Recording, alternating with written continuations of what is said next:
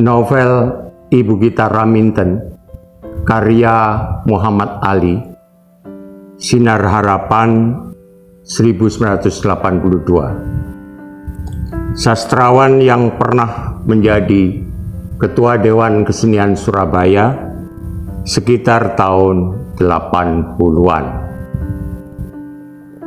Markeso sebagai pengamen ludruk garingan, dengan penghasilan pas-pasan, ia hidup bersama Raminten, istrinya, di sebuah gubuk di pinggiran kota.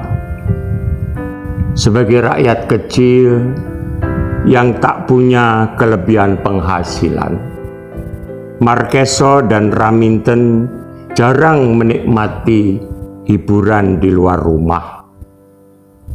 Ini yang menjadi sebab bahwa satu-satunya hiburan yang mengasyikkan adalah menutup pintu gubuknya setiap pukul 9 malam. Boleh jadi itulah sebab musababnya mengapa Raminten melahirkan anak setiap tahunnya. Bayi-bayi yang dilahirkan oleh Raminten semuanya dijual. Bahkan ada yang sudah ditawarkan ketika masih di dalam kandungan. Anak-anaknya yang diberikan kepada orang lain itu kesemuanya berjumlah 12 orang. Dan di tangan orang lain, anak-anak itu akhirnya menjadi orang baik-baik dan berpangkat. Raminten masih ingat semua nama anak-anaknya dan kepada siapa dijualnya.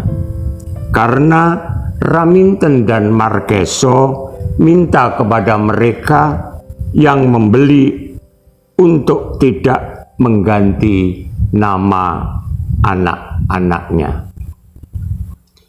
Stambul, anak yang ke-13 dan terakhir, benar-benar seorang anak yang memprihatinkan. Anak itu tidak diberikan kepada orang lain, dipelihara oleh Raminten dan Markeso sendiri. Dari kecil, Stambul tumbuh menjadi anak nakal, memperlihatkan semangat merusak, menghancurkan apa saja yang dilihatnya. Setelah tumbuh menjadi dewasa, ia menjadi pencuri, tukang berkelahi, bahkan menjadi perampok. Markeso meninggal dunia. Raminten menjadi sangat repot terhadap perbuatan-perbuatan Stambul. Sangat keterlaluan, tak bermoral. Ia memaksa menjual Raminten, ibu kandungnya sendiri, kepada Babah Wong, seorang Cina tua. Karena hinaan dan naluri kebangsaan yang timbul, akhirnya Stambul membunuh Babah Wong.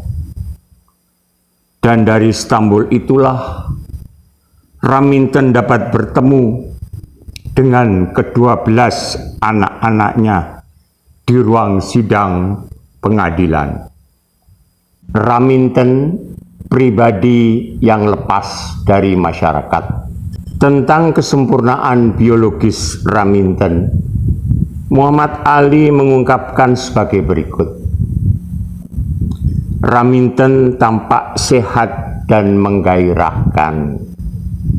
Kedua teteknya tetap atos dan ujungnya yang lancip menonjol tajam di balik bajunya. Lesung pipit pada pipinya yang kentara apabila ia tersenyum. Tai lalat kecil di bawah dagunya menambah kesemarakan cantiknya yang alamiah. Kulitnya lembut, resik dan mulus. Bentuk kakinya indah dan rambutnya hitam ikal dan andan-andan. Namun, di balik keindahan tubuh itu, bagaimana diri pribadi istri Markeso? Dengan tegas Muhammad Ali menelenjanginya, sama sekali tanpa kerikuhan. Muhammad Ali tak rikuh pada kewajiban moral insan budayawan yang kini diwajibkan keadaan untuk terlibat dalam semangat pengibaran panji pembangunan dewasa ini. Muhammad Ali menerobos pola-pola sosial yang kini terpancang di mana-mana. Ia masih konsisten pada realitas, betapapun langka realitas yang diangkatnya.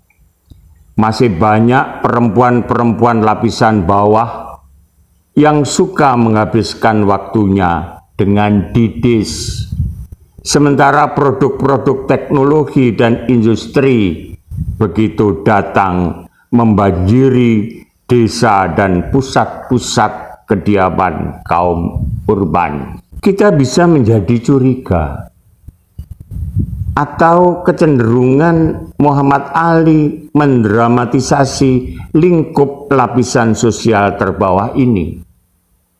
Sebab secara jelas digambarkan bahwa tempat tinggal suami istri Markeso terletak di pinggiran kota besar dan bukan di lereng-lereng gunung atau di pedalaman Kalimantan yang sukar disentuh modernisasi sosial.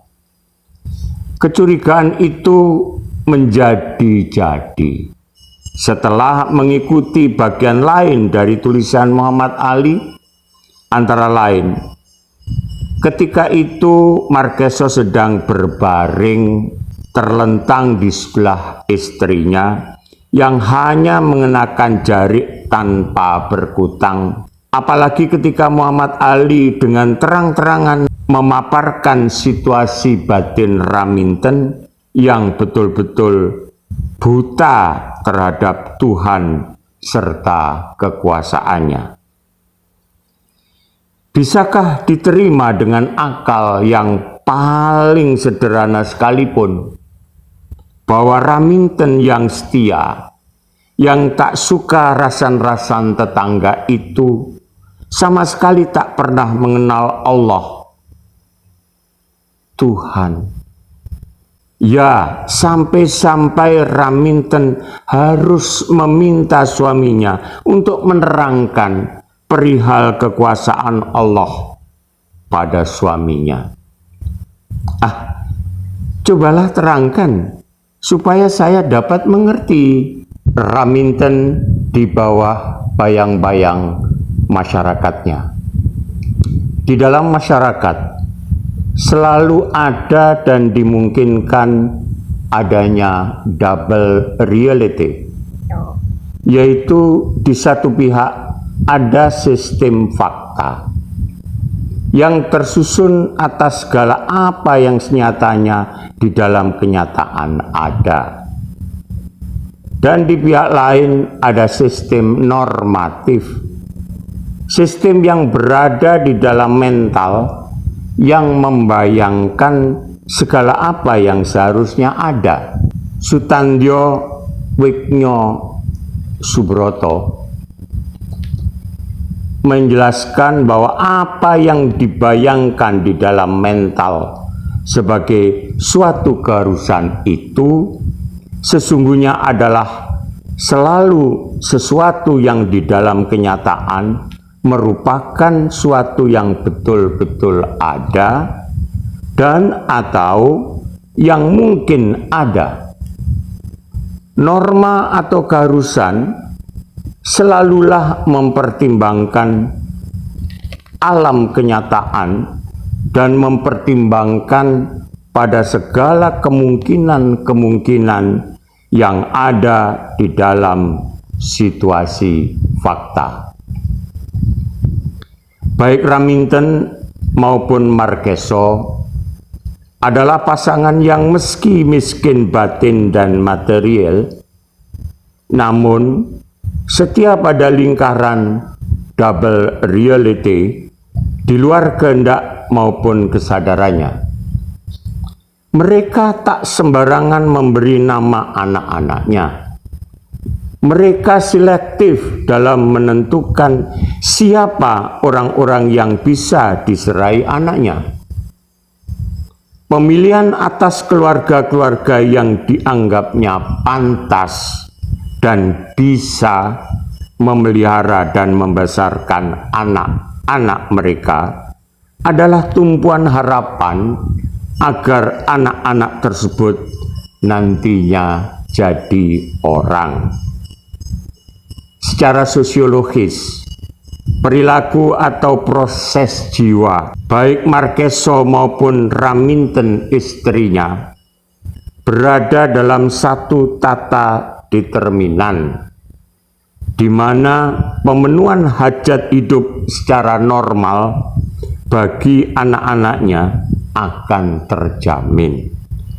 Itu semuanya adalah fragmentasi abstraktif dalam kalbu mereka yang didukung kenyataan menurut apa yang berhasil diamati dan direkam batin Marqueso dari pendekatan-pendekatan yang dilakukan kepada orang-orang yang tergolong mampu itu, tempat mereka menumpuk harapan-harapan bagi sang anak. Jadi, abstraksi yang berkembang dalam hati mereka dilandasi oleh fakta yang nyata-nyata mereka saksikan.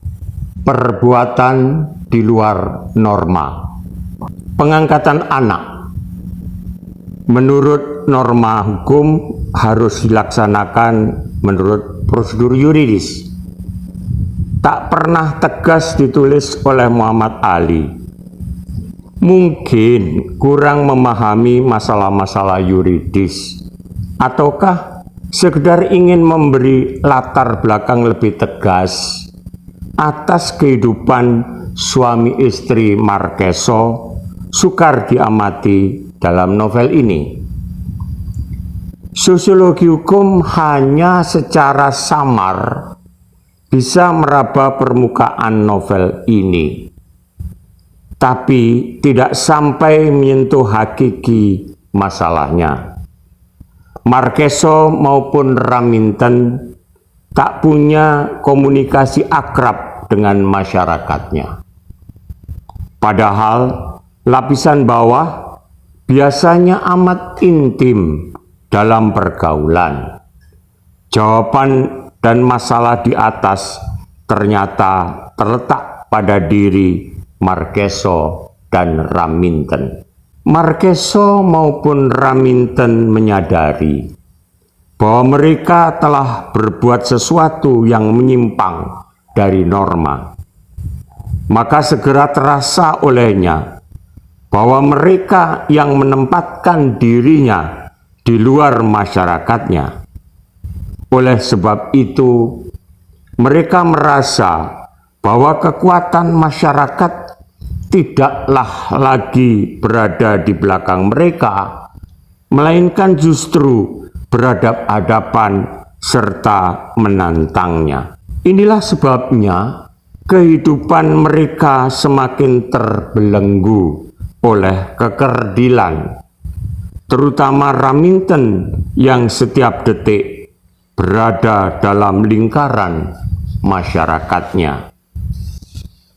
Agaknya Muhammad Ali lebih tegas memberi warna beda antara keluarga pengamen ini dengan sosiokultur yang hidup, di mana ketika Marqueso sakit sampai meninggal dunia, begitu simpatik uluran tangan masyarakat menggapai Raminten. Namun, pada akhirnya Raminten harus tersentak dalam kedudukannya ketika Stambul menyentiknya ke kancah kekerasan yang memperkosa norma dan kemanusiaan.